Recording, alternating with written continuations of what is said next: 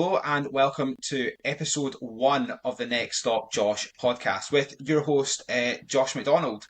So, just a quick introduction. This is going to be running alongside my kind of YouTube content as well as reviews so that I'm kind of pushing out something more weekly. But I also kind of want to put something out there that's actually beneficial to people who are watching my channel and watching other creators like myself. So, today I've managed to get Rory Farish. Rory Farish is a YouTuber, age 17 from Scotland, who had now just hit 10k subs on YouTube, which is an amazing milestone, especially at such a young age. Sharing his travels around the world now, as he's just back from Australia, and Yep. sharing them from the no bullshit approach and ensuring that everybody kind of gets to see what it's actually like. So, first of all, Rory, welcome to the show. That's it. Thanks very much for having me in the first episode.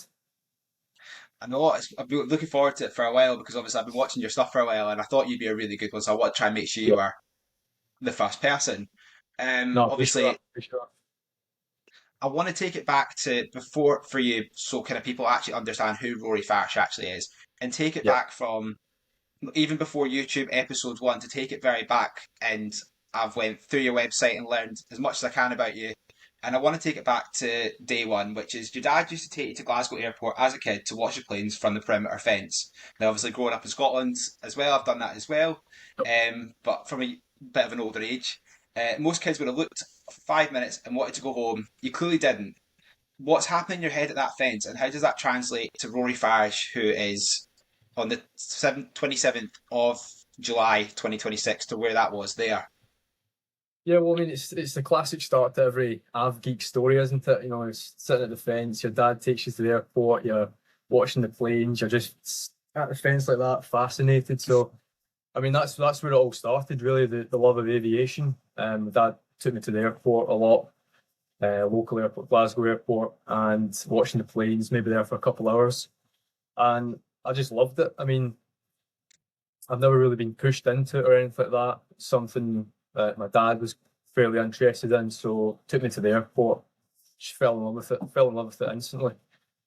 And I think the thing that really was fascinating for me was watching all these planes taking off and thinking that these are going to all these different destinations around the world. And I used to like he gave me his phone, Flight Radar, classic, and scrolling through the destinations and seen Malaga, Dubai, New York, all these different destinations. And at 4 or 5 years old, no idea where these places are, and it's just getting that in my head, thinking there's all these places out there, and so it's great. I think that's it. To sum it up, is watching all these planes, thinking they're going to somewhere new that I've never heard before. I think definitely like when you're gonna see these planes, because I remember obviously I'm a wee bit older than you, so I'll be able to remember the old 747s in Glasgow. I remember just seeing Yep. like this four-engine plane. I was like, this is metal, eh? It's huge, and it's Yeah, like that was always the highlight. I mean, you might be there for a couple of hours and see some EasyJets and British Airways, but it was always the Virgin 747, and then it was the Emirates 777 that came in. So I always loved it. It was great.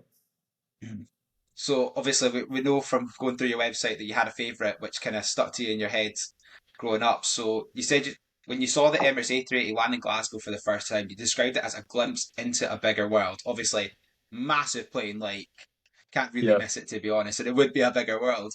But specifically for being like a young lad from Scotland as well, obviously looking into this kind of like bigger world, like what did that plane kind of represent to you? Because obviously it was a highlight for you kind of growing up. No, definitely it was. I mean, I remember seeing it for the first time. I can't remember, probably about 4 or 5. Can't remember when this was, but it was when the Emirates A380 came to Glasgow for the first time. I just remember seeing this thing flying over, and the big red Emirates logo below, like on the underneath the plane, and thinking, I don't really know what it was, but it was always Emirates that stuck out to me. And those, like that, the Emirates or the UAE flag on the tail and things like Yeah. that. I don't know. I think it stood out to me because I think I was trying to figure out in my mind at this young age, like, who are all these people on this plane? Like, what? Like, it's massive, and they're going to this destination called Dubai. And I don't know. It just seemed big in my mind, so it was really interesting. do you think maybe like if that didn't exist and it was something else, you could have been potentially taken down a different path of something that you find interesting? Because I think the usual big three for kids, especially at that age, is usually fire engines, planes, and trains. Yeah, Because everyone I wants mean to be a there's trains firefighter, as everyone wants well. to be a train driver, everyone wants to be a pilot. It's like when you ask any, Yeah, not that I'm saying that I spend time with 5-year-olds, but like say like you chat any 5-year-old, what do you want to be when you grow up? Oh, I want to be a firefighter, I want to be a pilot, I want to be a yeah. train driver. No, I think because I did actually initially want to be a train driver. I love trains and things like that. I still like Hmm. training now. That's why you see me doing all the YouTube videos and trains and stuff. But Hmm. I think what stood out to me was, standing at this fence at Glasgow Airport and you can see this plane coming down. Doesn't really matter which one it was. And it's coming down, it's thundering down the runway, and you just feel the rumble through the ground and it's taking off. I think that in itself, that's what set me on being a pilot. And I know I don't think even if the Emirates wasn't there, I think I still would have wanted to be a pilot. But that was just a highlight. It was amazing seeing that thing. So from that young age, I want to kind of then jump forward a few years. 'Cause obviously, there's not really much to talk about. You went to primary school, you went to high school, just finished high school. Yeah. I want to take you forward to December 2024, which was how long ago was that? I was over a year and a half, but it feels like a Yeah, lifetime away. yeah, got Um, you. you What's posted your in? first video about flying to London for a pilot event. The following day, sharing your experience within a Sofitel. I can never pronounce Sofitel. this name properly. Sofitel, Yeah. Heathrow. How did that feel making that first video?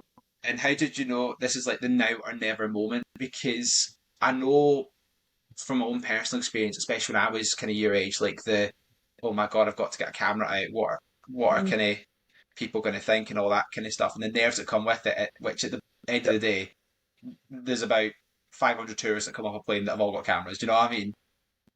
Yeah, exactly. I think, I mean, from about, I mean, all through my childhood, I've had this pattern, but I've looked back and I've had this pattern of always wanting to create things and build things. So whether it be a Lego set or I used to make these little videos around the house, just random videos, just get my camera and start doing montages and I'd put them into my editor on my phone and start editing them up and things like that. I used to have a model airport and I used to I built it with my dad and I had these model planes and I used to build little terminals and stuff. So I've always loved building things and I've always really had an interest in starting a YouTube channel. So and I just used to watch travel videos all the time. So that was the first time that I thought, right, let's just make a YouTube video. So I got my phone, got a cheap tripod off of Amazon. I took advantage of this trip down to London. Thought, right, Might as let's well make if a it's few getting paid for videos. you. Do you know what I mean? Exactly, exactly. I was going down to this pilot event. So it's quite a big pilot event. I think it's one of the biggest ones in the UK. Pilot careers live, and it's at the Sofitel.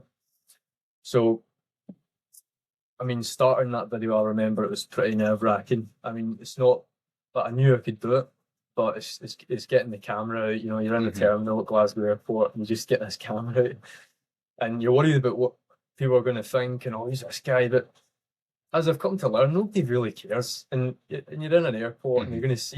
you're never going to see these people again anyway. But yeah, that's certainly what I remember from starting that video. Um, but yeah, I mean that YouTube video, I just decided to right, there's no real plan. We'll just film as we go. Right, get on the plane, arrived at the Sofitel, did a few episodes, and I think I was really happy to just build something. I feel like, I mean, that's what I'm saying about the pattern from my childhood, building, creating things. So I absolutely loved it. Do definitely think like so. I remember, and I don't know if you ever done something similar as a kid. I don't know if you've done it in school because obviously I'm a little bit older than you. These like when stop motion animation was a thing, and you had like you took the photo and you moved the Lego figure like a millimeter, and you took another and made like little films. Do you think I used maybe to do that from on my like planes. I Just remember doing it on with the. I go ahead. I was going to say I remember doing it with like Lego and these little like Transformer toys as kids because I know what you mean. Like you want to kind of make something, and Yeah, that was definitely something I remember from a young age. It was always like, oh, I can make these wee films in that. But yeah. obviously, like you say, obviously you've done it with your planes and that. Well, that's it. I mean, you're a young kid, you're bored, which is so it's the best thing for kids, really. When you're bored, that's when Hmm. you come up with all your ideas and you start building stuff. So I never really had a phone. I got a phone maybe at the end of primary school into secondary school.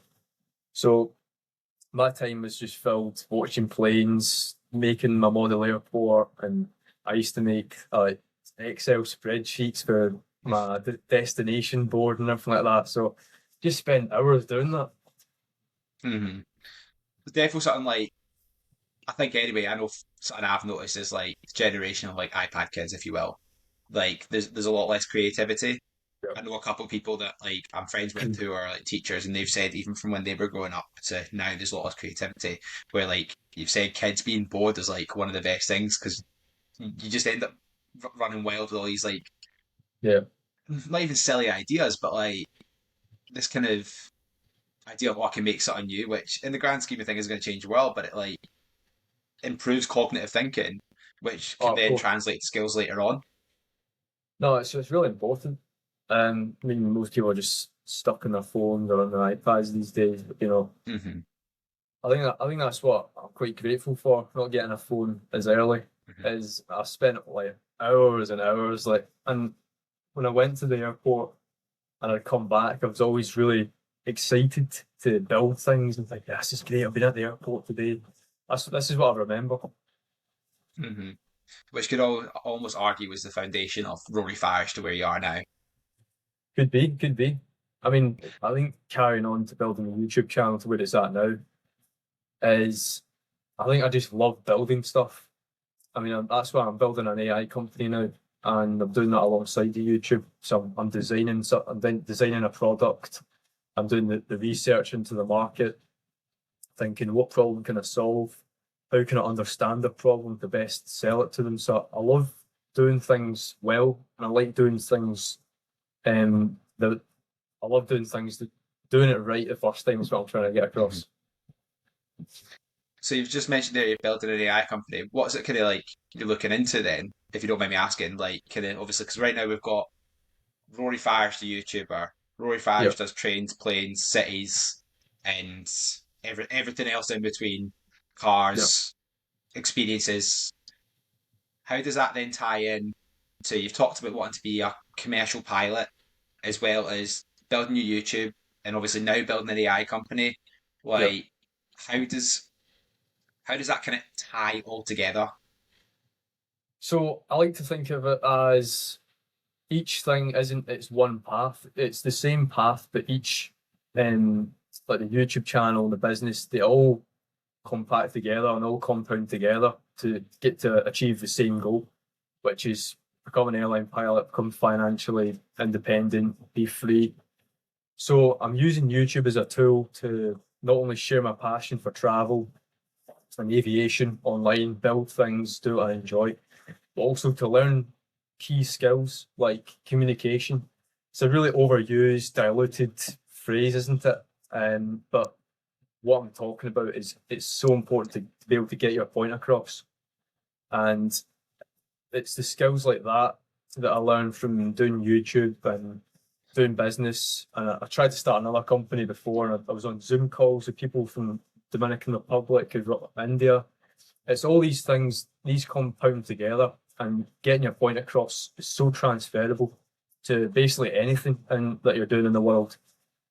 Because there's always going to be a time where you need to, a job interview, and you need to get your point across that you're the best candidate, and you really you need to be genuine and authentic. It's the Hmm. same with YouTube, and the same with the podcast. I'm trying to get my point across right now. So Hmm. it's skills like that I'm learning from YouTube and I'm learning from business that are all transferable I can use eventually when I'm trying to get into the airline industry.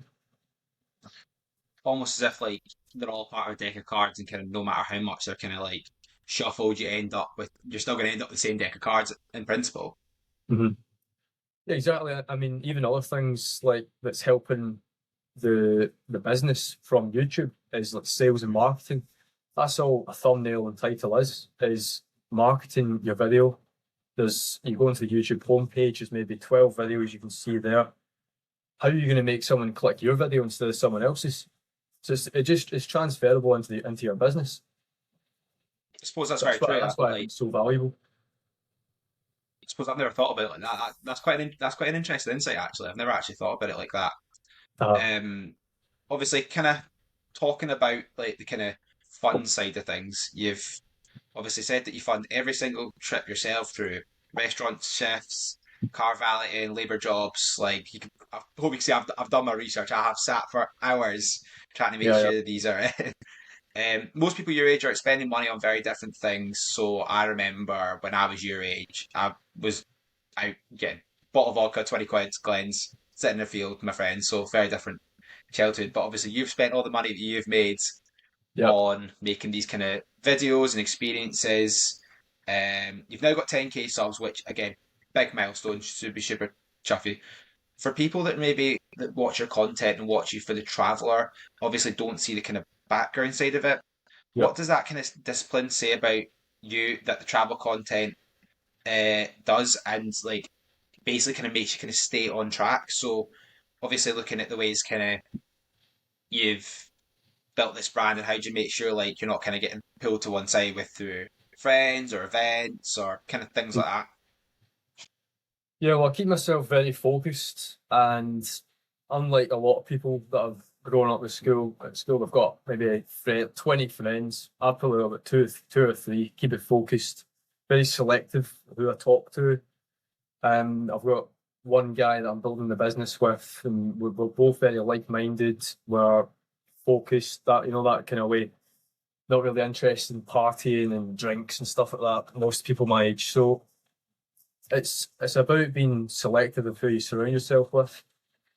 But as for funding the trips, to be for full transparency, these trips like Australia and Los Angeles, like I'm 17.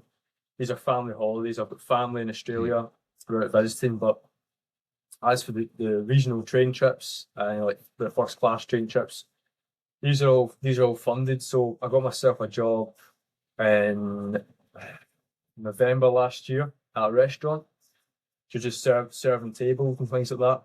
So it's quite funny how I got that job actually. This is my first job, obviously. So I basically made a CV and I printed it off and I went into quite a few restaurants in Glasgow. I said, "Look, Mm-hmm. I'm here's my CV, look for a job." So I went into this restaurant and said, "Right, okay, that's great. I'll take your CV, send you an email. Next week, got a trial shift, and then I got the job." So that was I was pretty chuffed with that. But Mm-hmm. yeah, doing weekend shifts while at school. Obviously finished school now, but yeah, doing the weekend shifts. Quite a busy Saturday night, that kind of thing. And then also I'm doing little jobs here and there, like washing cars, like what might wash my family's car inside and out. I might do patio cleaning and fence cleaning with the jet wash. It's quite grim work basically. Like you could be out there for 4 or 5 hours maybe and you're soaking wet. So that is the Mm-hmm. that is the reality behind it. These train trips and like are funded by that, and people don't see that. But I think the main lesson I've got from funding your travels, like but by yourself, is nothing is ever given to you. You have to work for what you want to have. So if I want to go on a train trip, if I want to go in first class, I need to work for that. And it's always better sitting there when you've worked, you put the effort in, and you're sitting there in first class, thinking, "Yes, I paid for this." And it's valuable to learn that because you can't just walk through life thinking everyone's going to give you whatever you want. So it's really valuable to have that early on.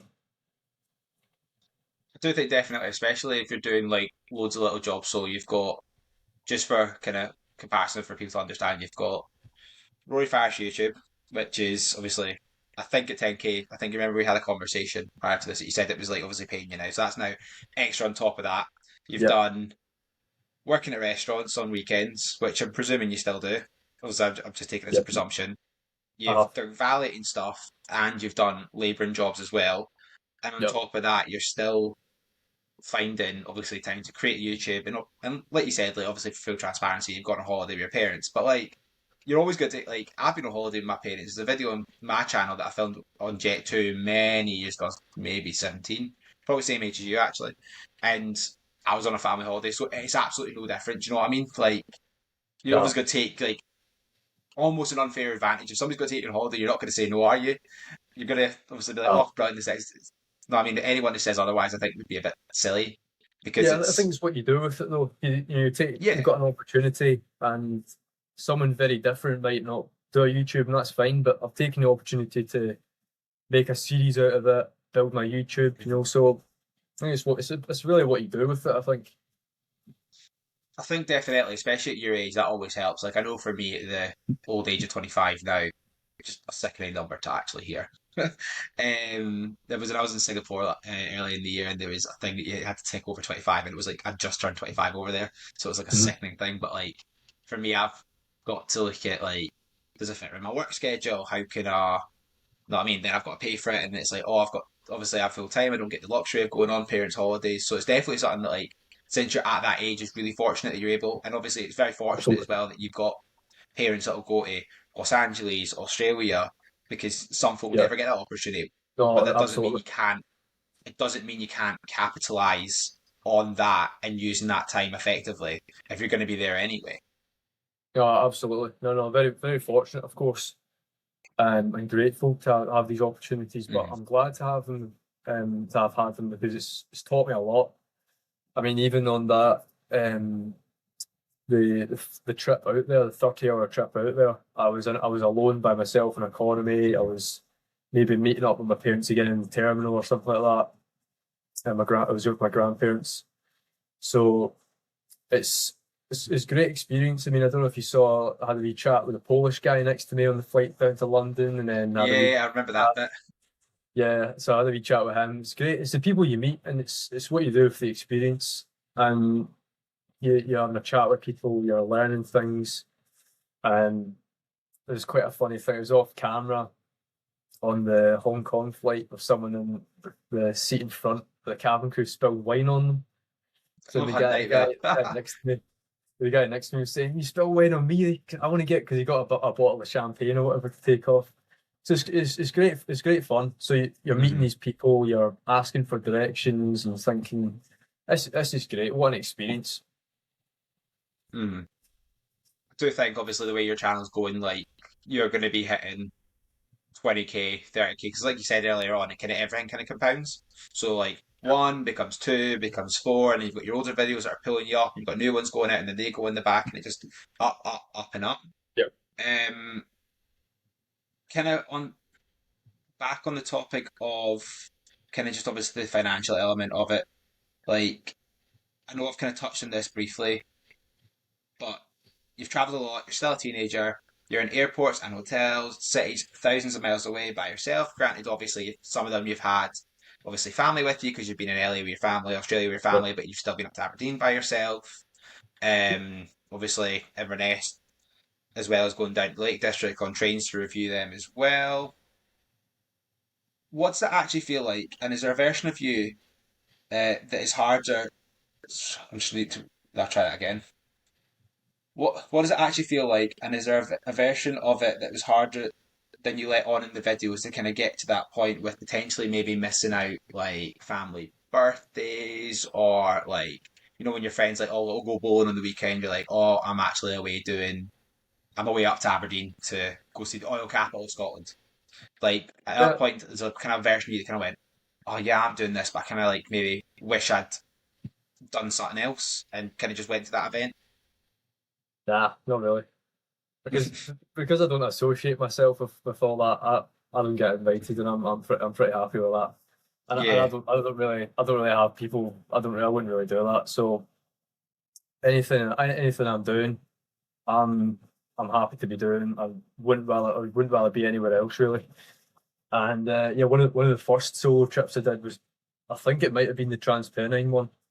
So I was going hmm from Glasgow to the Lake District. So I paid for that with my own money, hmm and that was one of the first ones really. So yeah, as I said, I don't really associate myself with that kind of hmm stuff. So perfectly fine. So do you think that might have been a blessing then in disguise? What do you mean? Like obviously you don't associate yourself and looking at where you are now because you don't associate yourself at the time. Potentially might have been obviously maybe when you're younger. I'd say probably like I'm not really going out as much. Like it's a blessing in disguise because you're now going on to do all these things rather than AMF bowling it in centre of Yeah, Glasgow. I wouldn't really say it was a blessing because I think it's the way I've been brought up. Mm-hmm. We're very fortunate to have great parents, and they brought me up well to speak properly, do the right things, and going out drinking, partying's never been the right thing. And I couldn't bring myself to do that because I'd know how disappointing that would be for my parents and how Mm-hmm. disappointing that would be for myself. So Mm-hmm. it was all very deliberate, I think, but Mm-hmm. definitely it's the way I've been brought up. So I kind of obviously we've talked a lot about kind of obviously the background of where you are now. We've talked about time spent away, and I've got a question. So I don't know, I can't remember what book it's from. We've talked about the four currencies. Obviously, financial being one of them, which is your trip. But people obviously talk about like financial and everything costs. Obviously, you said you funded your trips through like side projects and obviously going on holiday with your parents. Yep. I want to kind of talk about one other currency that I don't think a lot of people kind of take into consideration, which obviously as I've got older, I've started to know, which is like the time currency. Yep. So obviously you've talked about time with your friends, obviously in the distinct lack of, and not going to all these events and stuff like that.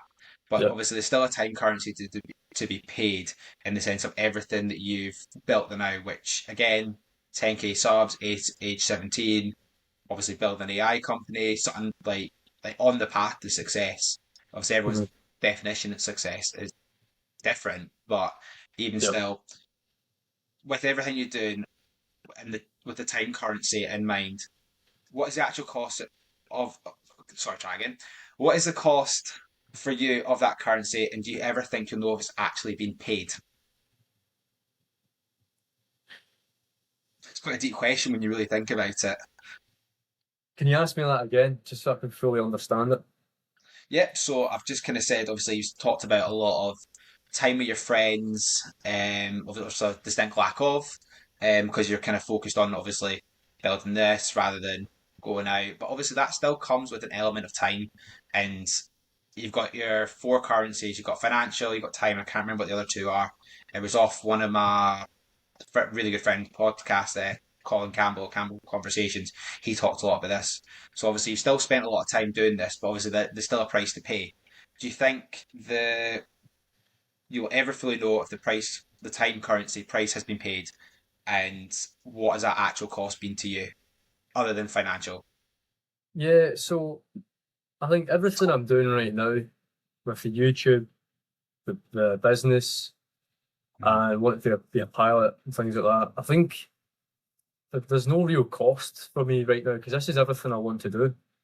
Like Mhm. everything I'm doing right now, building a company, like I've always wanted to do this. I've always wanted to be a pilot, and I've sat at my desk and thought, right, how am I going to get there? And I've been very deliberate in everything I've been doing. So building the YouTube channel, I really wanted to build a YouTube channel, but it's really important for building my skills and stuff like that. So Mhm.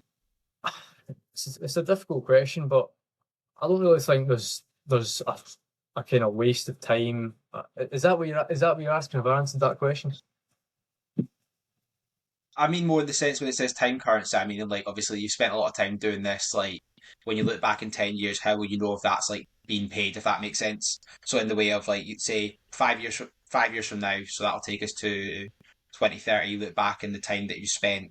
Well, you look at like you spent this time ensuring that like everything's built and you're continuing going forwards, like making sure it was kind of worth it and making sure it was like effectively like the time spent was time wisely. Absolutely. Okay, I understand what you're going at now. So It's quite a long winded, hard question. So I was trying to read it myself. I was like, obviously, I've sat and done it. And you know, when you read it like to yourself, and then when you actually speak it, you're kind of just like, wait, that doesn't yeah, sound too right. no, I think because we're being brought up to always do the right thing, Mm-hmm. that I'll look back, even if my business fails, I might make a couple of grand. I've started a new company that fails. 10 years time, if that's the case, then I don't see it as a waste of time because everything I'm doing Mm-hmm. right now in my mind, is the right thing to do. And all the skills that I'm learning from building a business and YouTube, that's so invaluable. So even if I come out with nothing in finances, I'm Hmm. now ultimately a better person for what I've done. So in 10 years' time, if that is the case, then I'm going to be thinking, well, done everything I could, and I'll still be trying, obviously, with if I'm trying Hmm. to start a company or anything like that. But yeah, I would never see the time I'm spending right now as wasted time. Hmm. I think that's quite interesting, especially like people your age. Like what they see is like time that's important is something I've heard of. As I've got a younger sibling, we've discussed this at great length. But like people say, oh, one of the most important days of your life, like you need to be going out and doing stuff and like going to the football on the weekend and either seeing, obviously in Scotland, Rangers or Celtic playing. Usually Rangers get beat, but if you can tell us a football team I fall on the side of, but like I definitely think like that's a very niche answer for somebody your age, but not a bad one at all because it puts you essentially for where you want to be leagues ahead of other people because it's something that you want to do and you want to build rather than Yeah, go watch Rangers or Celtic play on the weekend.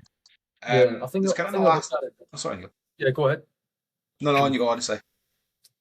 I think I just look at it differently from other people because that is the common thing. Oh, it's the most important years and make sure you live your life and things like that. But I want to. That's not really what I'm interested in. I'm not Hmm. interested. Like that's not my idea of living my life. My idea is building things, creating things, building a name for myself, building my online presence, and so that's I think it's just the way you see it. I mean, I want to be able to build something now that I can have for my future, if that makes sense. So all these things I'm Hmm. learning, money that I'll eventually make, then I can enjoy myself maybe in my late 20s, 30s. Hmm. It's almost like building the foundations for a house. You've got to get the foundation sound before you build the house, and you Yeah, can't build the house on sand. So you've got to make sure like yeah, where you're building it, and obviously the vehicle you've kind of chosen to go forward with is like making sure that you're choosing a vehicle that's right for you, which obviously works for you and it's something you really enjoy, which kind of takes you right to back to the beginning, making videos as a kid. Obviously now with yeah, like stop motion animation, like your planes, Lego, whatever, like that yeah. mechanism was, but now kind of going forward and ensuring that the vehicle's kind of right for you, which is obviously something that you've done. Mm. I kind of want to now go on to kind of my final kind of question, and it takes us right Yeah. the way back from Rory Farish standing at the perimeter fence in Glasgow to Rory Farish now and Rory Farish in the future, which we kind of just touched on a little bit. I know from my own experience, the version of me 5 years ago wanted everything that I have now, but the version of myself that I am now for 5 years' time wants something completely different. Obviously, through my own YouTube and working on other projects and stuff like that. If the version of you standing at the perimeter fence was watching the planes with your dad, could see what you were doing now, and what would he think? And then to follow back up with that, what does 5 years from now Rory look like? Such a difficult question. It's a good question as well. I've never thought of it like that. So 5 years is a long time. 5 years ago, I was 20, and COVID was about, and I had like a big quiff and everything. So like 5 years is a long time. I don't know. I mean, I guess as being the guy at the young lad, 4 or 5 years old at the side of the fence, looking at who I am now, probably grateful for all the lessons.